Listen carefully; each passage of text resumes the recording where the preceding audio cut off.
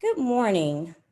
My name is Lynetta Crawford, the Vice President of Eta Omega Chapter.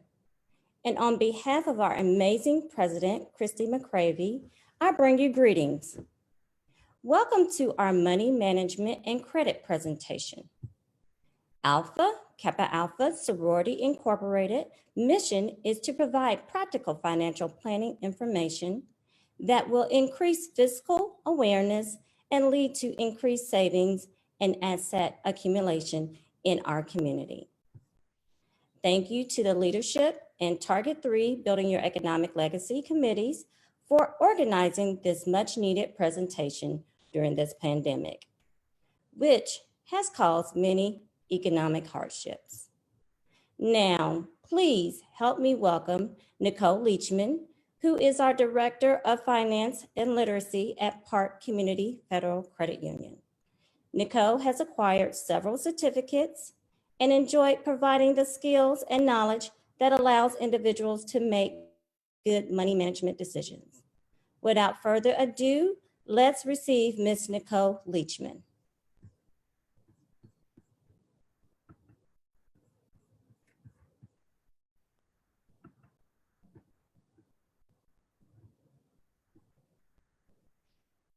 Okay, can you all hear me?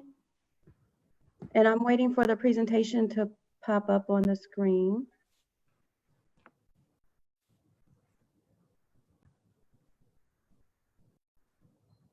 Okay, well, my name is Nicole Leachman, as she said. I hope everyone is having a great morning. We're going to jump right into the presentation because there's a lot of information to share, but we have very limited time. So we're gonna go ahead and jump into the presentation so we can leave questions for the end. So feel free to go to the next slide. Okay, I always start my presentation with, if you fail to plan, you plan to fail. And that was a quote by Benjamin Franklin. No matter what you decide to do in life, if you don't have an actual plan to do it, most likely you will fail at that plan. So it's always good to have something in writing and to write it down, write the vision and make it plain before you embark on any endeavor in life, whether it's going to college, opening up your own business, or just overall savings. Next, please. We always like to talk about goals. Short-term goals are considered 1 year or less. And then long-term goals is anything 2 years or longer. So you always want to differentiate between the two. You don't want to get discouraged by writing out a long-term goal and expect to complete it in 1 year. When it's actually a 2-year goal, when you start writing everything down and knowing what it takes to meet that goal. So a lot of reasons why people fall off from completing their goals is because they do get discouraged. That's why it's important to write them all down, understand where you are and understand where you go, and just be mindful along the way. Next, please.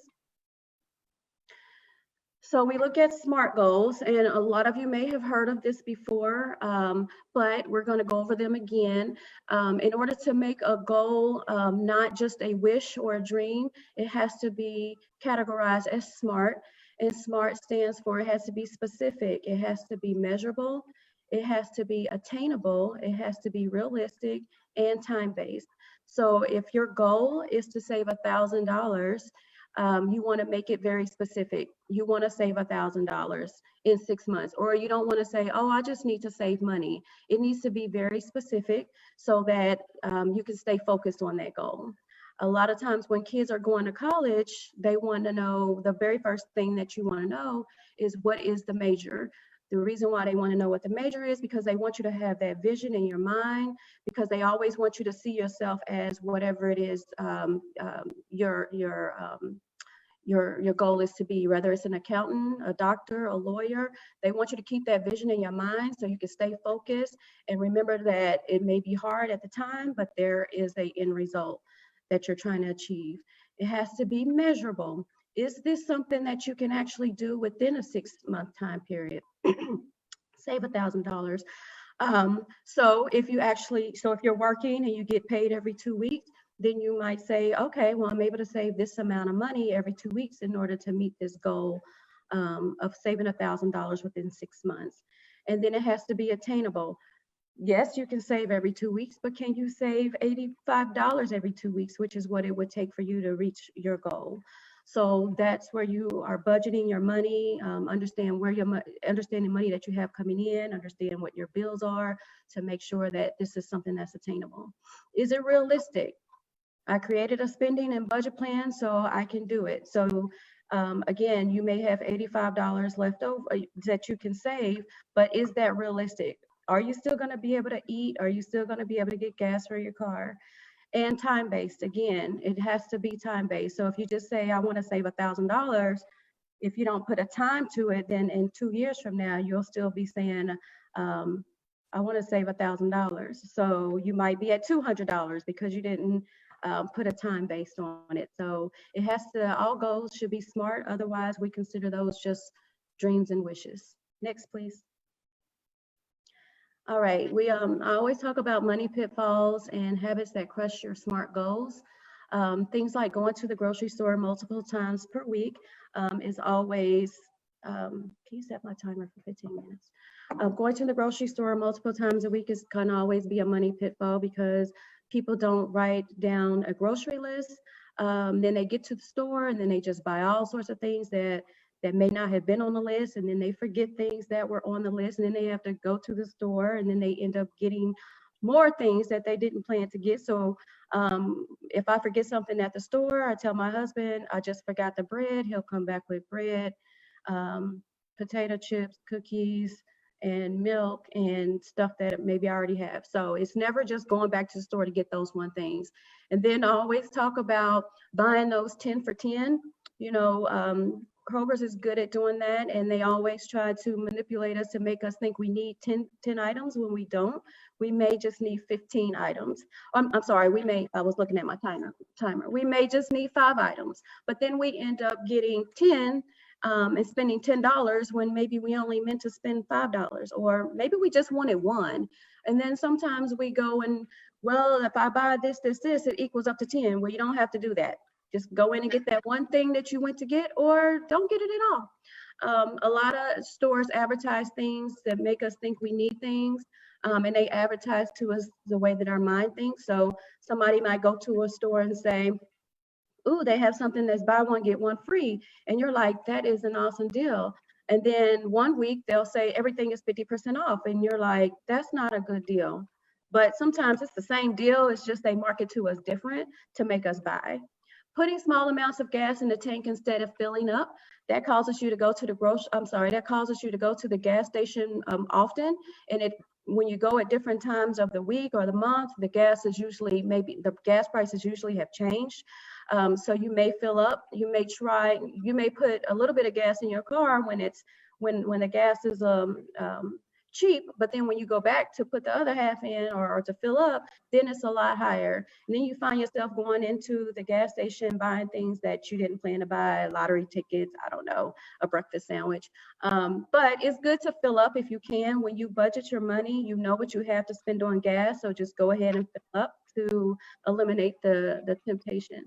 Lending money to others when you need the money for yourself.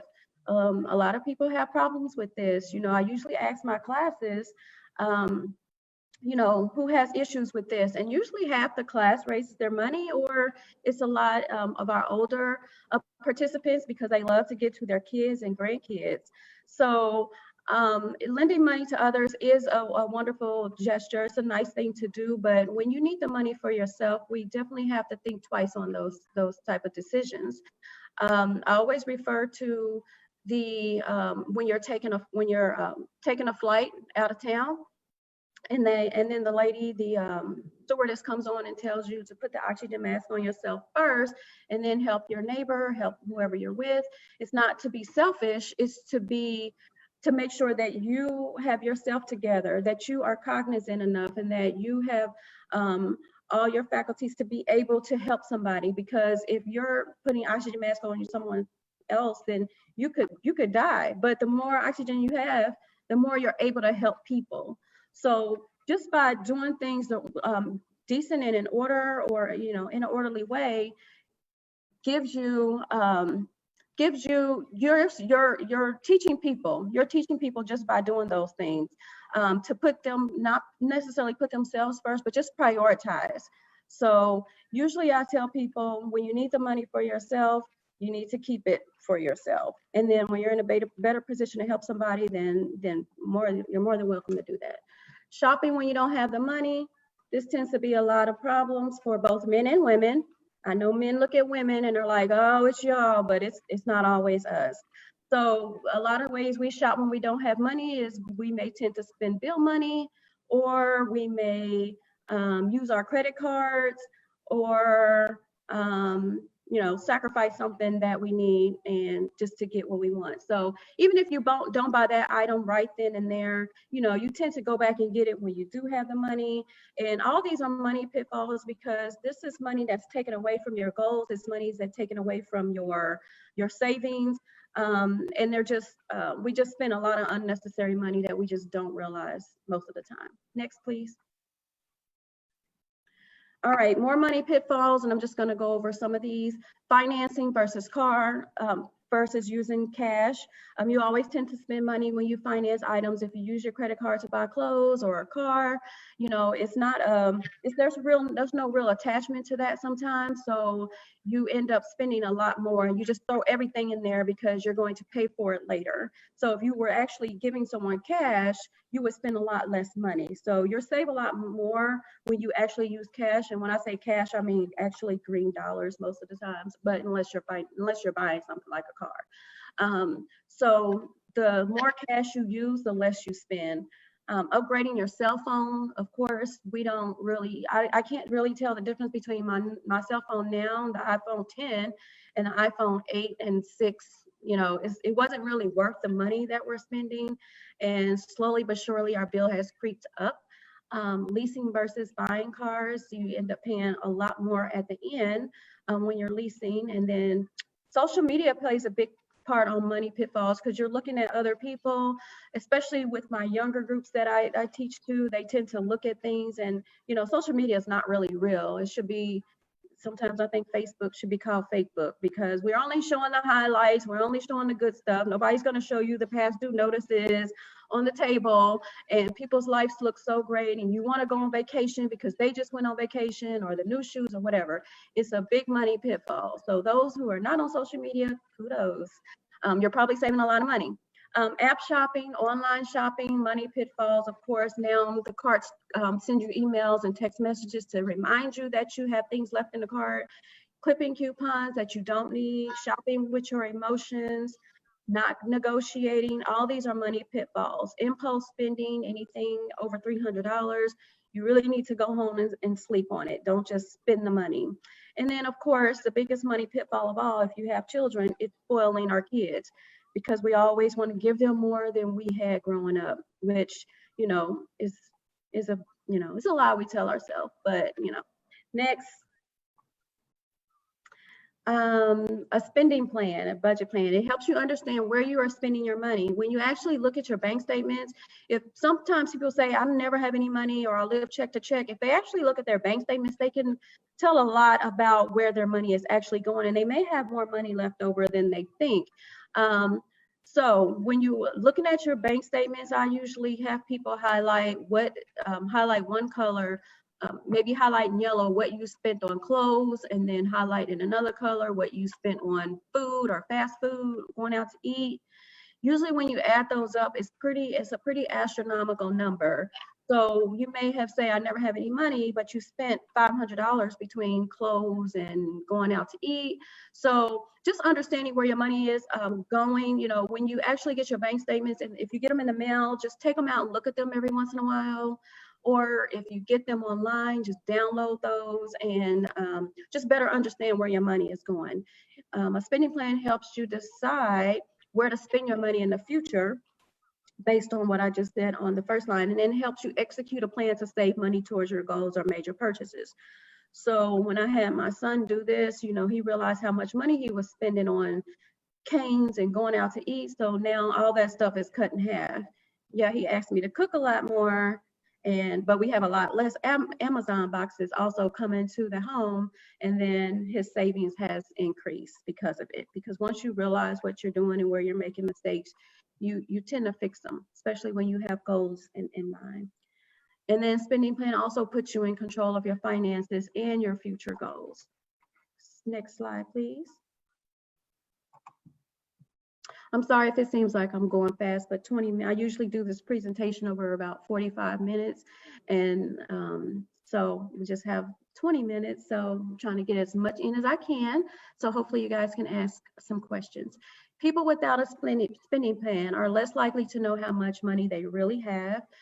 Usually when you do highlight your bank statements, you kind of realize, when you realize how much money you actually have left over, then you start making different choices, and then of course save more.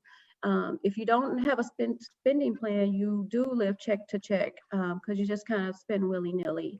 And then you spend a lot of money to pay for things that you want now instead of saving for later. I usually call this the microwave effect. A lot of people want it right now. Our society are a society full of people who do not believe in warming up their food in the oven. They don't cook on the stove. They want it microwavable because they want it now. They don't want it to marinate overnight. They don't want to preheat the oven. They just kind of want to put it in a microwave and turn it into a dinner.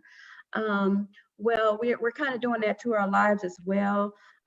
So we just need to slow down and save and pay for things that we want, especially big purchase, big items.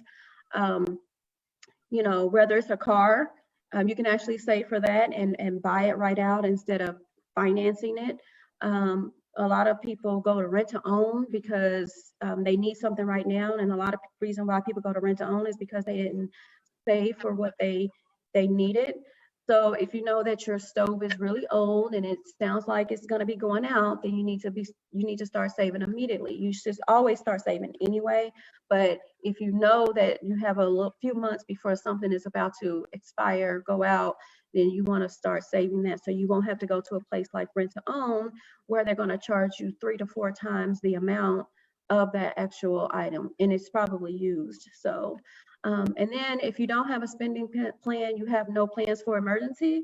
And those are usually the people who have to loan to people when they need the money for themselves because they have no plans for emergencies. Next, please. And then what if you find that you are consistently spending more in one area than you had planned?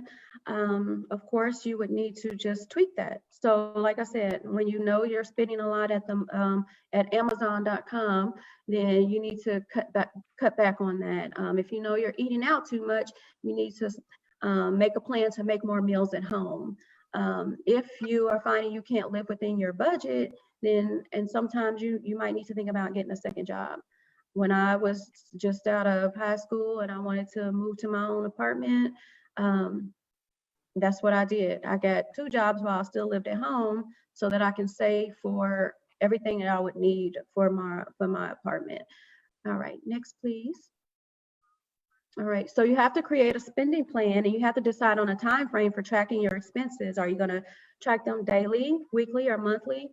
There are apps that can help you do that. There is a list of apps that I think will be included in our Facebook page that you can download that tells you about different apps and websites you can use to help you better keep track of your expenses. Some banks do it for you.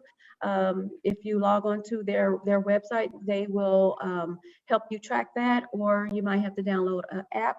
Some of them are free and some you have to pay for. List all the money that you have coming in, your bonuses, child support, alimony, tax refund. Make categories for all your expenses. What do you want? What do you need? And what's, wants and needs, basically. Subtract total expenses from your income, and then study your budget and your financial plan to make sure it fits within your plans and goals. So usually I don't tell people to include things like child support or alimony because sometimes they can be sporadic, inconsistent. So you just want to, and also with bonuses and raises, like don't include those in your spending plan because that's considered extra money. You should open up a separate savings account somewhere and save that money wherever you can, but I would not use those in your budget, because just in case they don't come in, you don't want your budget be thrown totally off. Okay, next please. All right, savings. You should have an emergency fund, a minimum of $500 to $1,000. If you don't have at least $500 to $1,000 in your savings, you can quit saying you have extra money. You do not have extra money. There's no such thing as extra money if you do not have at least $500 to $1,000 in your emergency fund. So not having an emergency fund turns an emergency into a crisis, and usually it becomes someone else's crisis because you don't have the means to take care of that yourself. So build your fund until it covers at least 3 to 6 months of living expenses is the ultimate goal. So 500 to 1,000 is for the emergency fund, but this is exactly why we teach this, because right now the COVID-19 has wreaked havoc on America, totally wreaked havoc on the world. So if you had 3 to 6 months of your living expenses already saved, people wouldn't be on Facebook talking about where is my stimulus money, because they have their situation covered, and that stimulus is going to be extra money they could put in their savings, money they can donate, or money they can use to help somebody else. But if you don't, 3 to 6 months of living expenses means your mortgage, your rent, your car payment, your utilities, whatever that is every month, you need to start saving 3 to 6 months of that. Start off with 3 is the goal, and then move up to 6. Then make savings a priority instead of a place for leftover cash. So when you get paid, savings should be one of the first things that you do. Usually, like I said, I recommend you open up a savings account apart from your regular checking account, because usually when you have a regular checking and savings at the same place, it was so hard for me to start my savings because I just transferred money back and forth. Oh, I need $20. Oh, I need another 20. Oh, I need 10. I need 5. And next thing I know, I'm like, okay, what happened to that $500? It's in my checking and I spent it on something. So it made it so easy. So I just had to open up an account in another place that helps save. We always recommend that. Treat your savings like a bill so you won't accidentally spend it, and then create a separate account for big savings and goals. Next, please. All right, paying off debt. So usually if you're looking at paying off your debt, you want to pay off your smallest debt and then work your way up to the largest one. So it's usually, we want to celebrate small goals. So instead of starting with the largest, it would take you a long time to pay that off sometimes. So we always recommend you start with the smallest, just so you can feel like you've made an accomplishment. And when you feel like you make an accomplishment, it just makes you feel good. It makes you want to keep going. Once that debt is paid, use those funds towards the next smallest debt. And then do this until all your debts are paid, until they're all paid in full. Even if it's a collection or credit card. So I would start with the smallest one, and if it's a collection, start with the smallest one and the one that you can pay. And don't call them all at once to pay off any collections, because they will all call you back and want their money right now. And then you'll just start an unnecessary dialogue that you're not ready to have. Include your student loans and mortgages in your plan. This could take several years, but start with a SMART goal and start, like I said, smallest to largest. I'm also a Dave Ramsey certified coach, and I believe in most of the principles. So I usually share the ones that I'm most passionate about. Be prepared to sacrifice your time, entertainment, luxury during its time period. So this is not a cakewalk when you're looking at paying off debt. You will have to sacrifice times where you want to go to the movies or out to eat. You're going to make food at home. You're going to have date night in. You're going to have a staycation and make those fun. So it is about sacrificing time and luxury items. Going out to eat is considered a luxury. So you may not be able to go 3 times a week. You might still be able to go once, but it is going to be a sacrifice. Next, please. Okay, every basic budget has 2 categories, wants versus needs. And we know that needs are housing, transportation, food, and clothing, and wants are entertainment, hobbies, excessive shopping, and luxury items. So just because you need housing doesn't mean that you have to go get the top of the line house or moving to the top of the line apartments. I used to help a single woman to get out of debt and pay her bills off. And it was just her. She didn't have any kids. She didn't have a husband, and she lived in a $1,500 a month apartment that she really didn't need. She told me she didn't need it. She ended up moving out of that apartment and moving in with her sister in order to pay off bills and save more money. And you don't have to move in with somebody necessarily, but you just need to maybe limit your budget. But housing should only be about 30% of your budget. So she was well over 70% of her spending just for her housing. All right, we're running out of time. So next, please. All right. So basically, don't give up. You do have to change your mindset. You do have to set goals. You do have to be determined. You do have to develop good habits. There's no quick fix. A lot of people ask me about paying an organization to help you through this, and you really don't have to do it. You just have to be determined to do it, and you will do it. You'll reach all your goals. Next, please. Okay, I think that's it. We went over that pretty quick, so we are open for questions.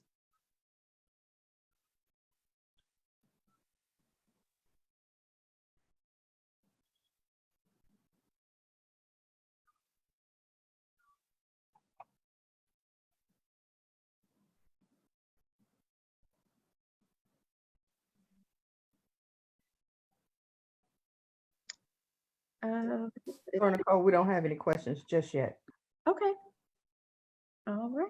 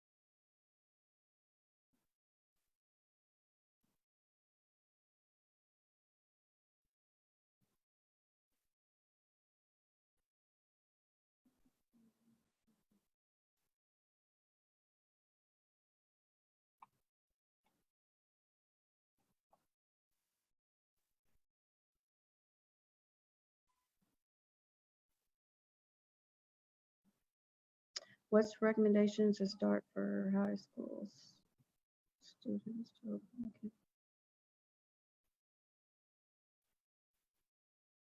So Mimi is reading the questions.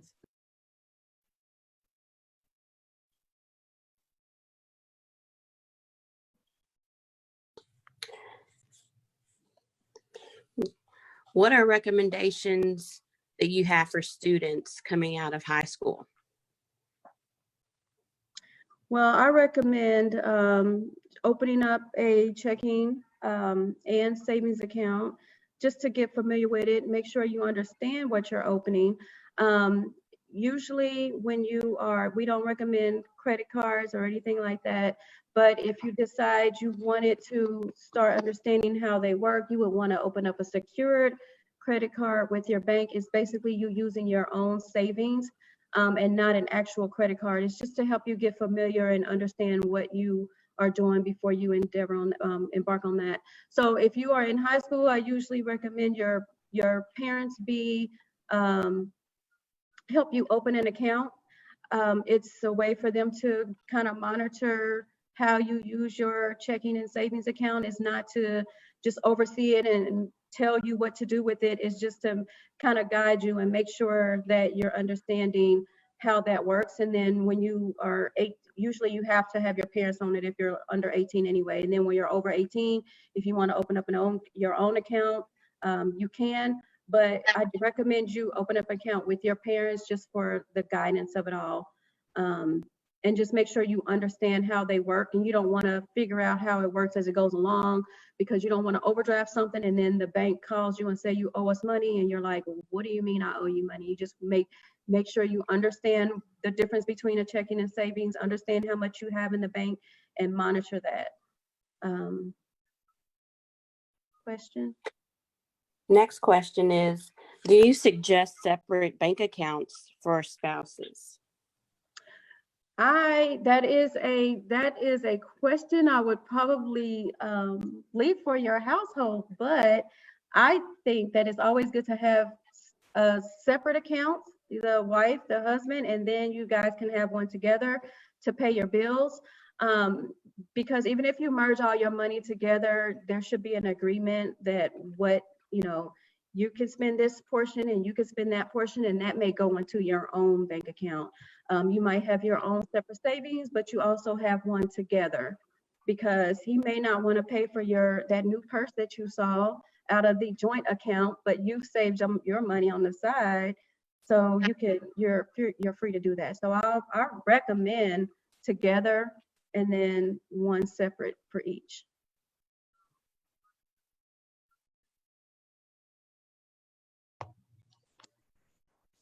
Nicole, we did have another question. Do you suggest investing in CDs? I suggest investing, period. We suggest that you usually invest about 15% of your income into any type of investment, even if it's a CD. A CD is good because it kind of makes you disciplined. You are earning money. It's not just a savings, so you're earning money as it's saved. And then if you want to take money out, you're penalized greatly. So that was a way that I first got started with savings, was opening up a CD for myself and the kids, because I knew that I wouldn't touch it. A savings is easy for me to touch and I wasn't gaining much interest, but the CD kind of disciplined me to say, I can't touch this for 18 months. And then I added to it, and then 18 months, and I had a larger sum of money because I, was disciplined not to use it. So I definitely would suggest that.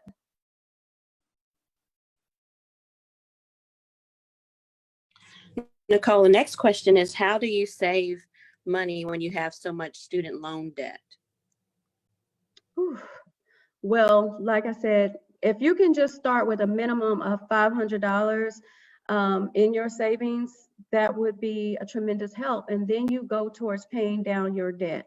So with student loans, I know they have a few different avenues you can take. You can defer your student loans, which of course we don't usually recommend, because you're gaining interest as the student loan is deferred, forbearance, all those things will ultimately increase your student loan bill. So you might start at 10, but then by the time you're ready to pay them, you owe 15. You just need to work with your student loan company to get those student loans decreased. They have all sorts of plans out there for you. They have an income-based repayment loan. So your payment amount is based on what you make. So it's only a percentage of what you make. So they're trying not to overwhelm you, so you can still make your student loan payment and live. So I would definitely talk to your student loan company. They have so many different ways that they can work with you, but the key is to work with them. Don't run from your student loan company. Pay your student loan company, communicate with your student loan company. Student loans will never go away.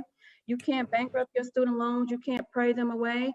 You can only pay your student loans. Eventually, you have to pay them.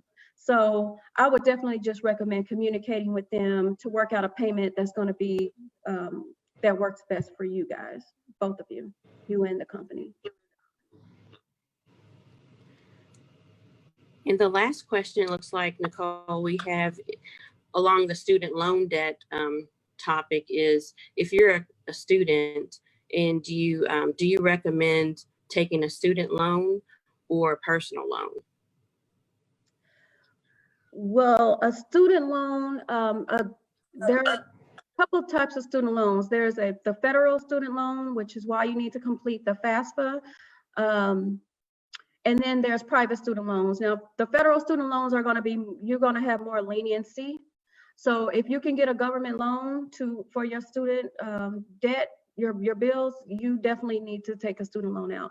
Personal loan, they're not gonna offer you that much relief. You might be able to defer a payment here or there, but they don't do all that forbearance and go by your income, and they're not gonna be as lenient with you. So I usually would definitely not recommend a private loan for your student loan before you exhaust all of your government options.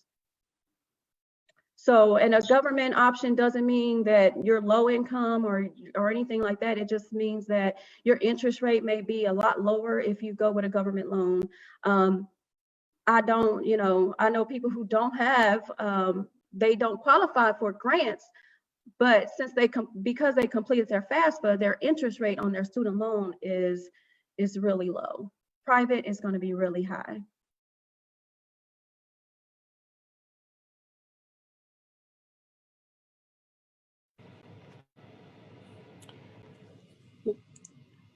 The next question is, do you have to have a park account for you to meet with someone and counsel about finance, a park federal account? We are actually Park Community Credit Union. At one point, we were Park Community Federal this and Federal that, but we're not.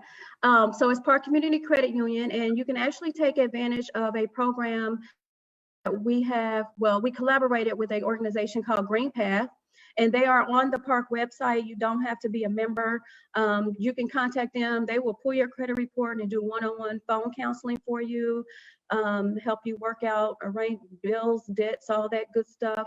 They have a lot of financial assistance that they can, not like monetary assistance, but just information that they can share with you.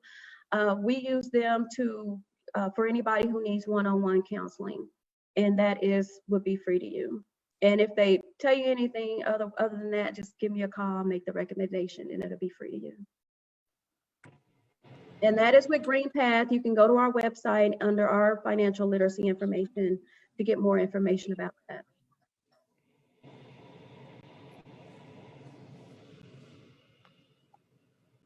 Nicole, we have no other questions. Okay, great. This has been wonderful. Thank you guys for allowing me to present.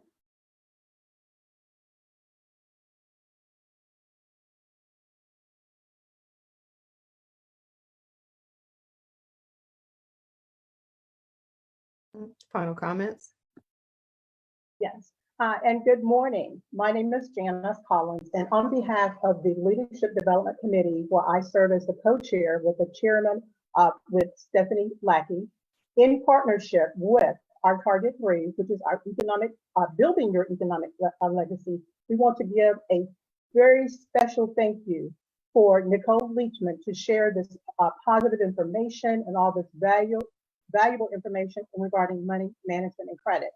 For our community, if you have further questions, feel free to go to Alpha Kappa Alpha, Eta Omega's webpage, post any questions, and you can also send those to me, Janice Collins1 at twc.com. We appreciate the attendance. Continue to like us on our Facebook, continue to follow us, and we will continue to communicate about financial literacy and money management. Thank you for your time today.